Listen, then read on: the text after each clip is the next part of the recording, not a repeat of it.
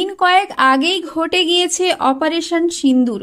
পাকিস্তানকে ভয় ধরিয়েছে ভারতীয় সেনা। ভারতীয় নৌসেনা, বায়ুসেনা এবং স্থলসেনার একযোগে আক্রমণ শানিয়েছে পাকিস্তানের ওপর। সেই অপারেশন সিন্দুরে অংশ নিয়েছিলেন পশ্চিম মেদিনীপুরের এক বীর সেনা জওয়ান। অপারেশন সিন্দুরের পর দীর্ঘ বেশ কয়েক বছরের চাকরি জীবন থেকে অবশ্যই নিয়ে ফিরে এলেন জেলাতে। জেলায় পা রাখতে তাকে উষ্ণ অভ্যর্থনা জানান পরিবারের লোক থেকে প্রাক্তন সেনাকর্মীরা। যদিও দেশের হয়ে কাজ করতে পেরে খুশি তিনি। জেলা জুড়ে এখন খুশির আবেগ। আমাদের কিছুদিন আগে যে হিন্দুদের উপর অত্যাচার হয়েছিল বাংলাদেশে, চট্টগ্রামে একটা অপারেশনের তৈরি করা হয়েছিল, বাট সেটা অপারেশন হয়নি। তাতেও আমি হিস্সা ছিলাম।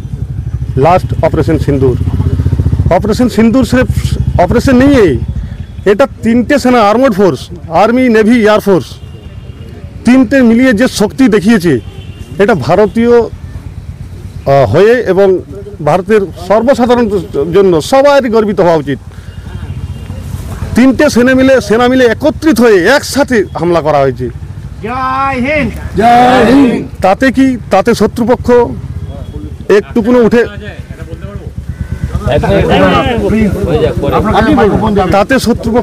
একদমই উঠতে পারেনি এবং জিত আমাদের নিশ্চিত হয়। যদিও দেশের হয়ে কাজ করতে পেরে খুশি তিনি। জেলা জুড়ে এখন খুশির আবেগ। শত্রুপক্ষকে শুধু ভয় দেখিয়েছে ভারতীয় বায়ুসেনা নয়, অপারেশন সিন্দুর ঘটিয়েছে নৌসেনা এবং স্থলসেনা উভয় মিলে। সিন্দুর অপারেশনের অংশ হতে পেরে নিজেকে গর্বিত মনে করেন রাজপুত রেজিমেন্টের হাবিলদার পদমর্যাদার একজন ভারতীয় সৈনিক ভোলানাথ ঘোষ।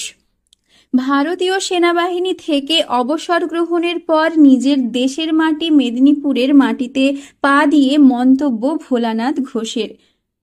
মেদিনীপুর স্টেশনে এদিন মেদিনীপুরবাসীর পক্ষ থেকে উষ্ণ অভ্যর্থনা জানানো হয় এই ভারতীয় সৈনিককে।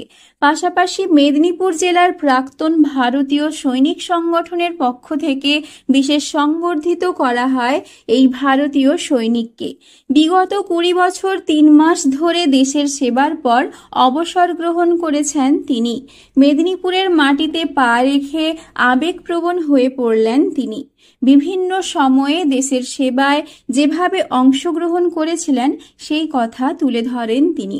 কখনো পাঞ্জাবের পাকিস্তান সীমানায়, আবার কখনো চীন সীমান্তে ডিউটি করেছেন এই সেনাকর্মী।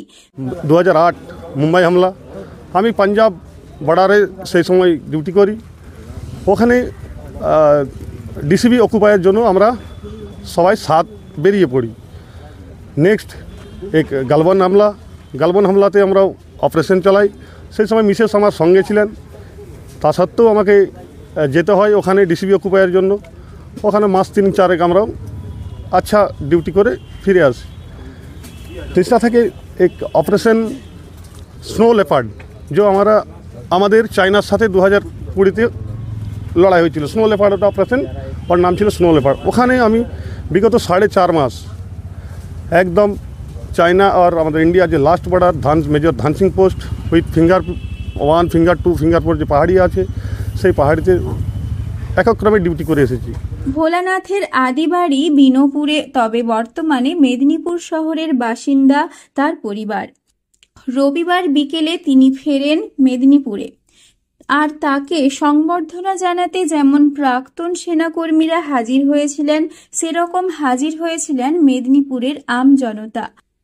হুড খোলা গাড়িতে করে জাতীয় পতাকাকে সঙ্গী করে বাড়ির উদ্দেশ্যে রওনা দিলেন রাজপুত রেজিমেন্টের অবসরপ্রাপ্ত হাবিলদার ভোলানাথ ঘোষ।